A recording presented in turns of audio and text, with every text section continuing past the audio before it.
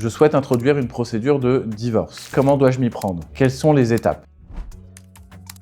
Tout d'abord, si c'est un divorce à l'amiable, vous devez vous mettre d'accord sur toutes les conséquences du divorce. Et les conséquences sont multiples. Il y a la garde des enfants, la résidence, les pensions, la prestation compensatoire, la liquidation du régime matrimonial, c'est-à-dire le partage patrimonial, le partage de vos biens. Il suffit de ne pas être d'accord sur un de ces points pour ne pas être dans un divorce à l'amiable, c'est-à-dire être dans un divorce judiciaire, c'est-à-dire être dans un divorce contentieux.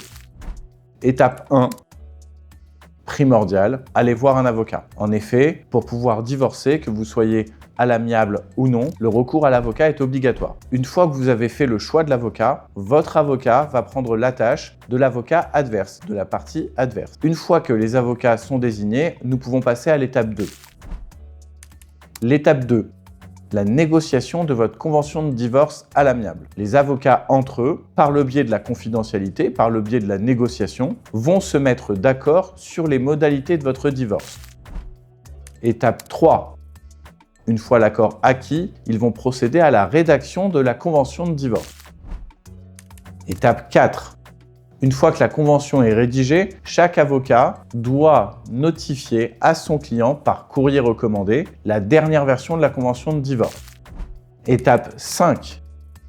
Une fois que la convention est notifiée, vous devez bénéficier d'un délai légal de réflexion de 15 jours. Une fois que vous avez purgé ce délai légal de réflexion, vous pouvez vous retrouver soit chez le notaire, soit chez un des avocats pour pouvoir passer à la signature. Étape 6.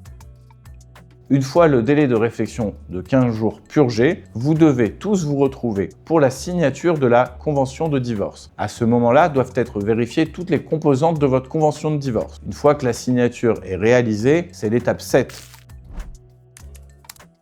Envoi de la convention de divorce au notaire pour qu'il puisse faire sa mission principale, à savoir le dépôt au rang de ses minutes.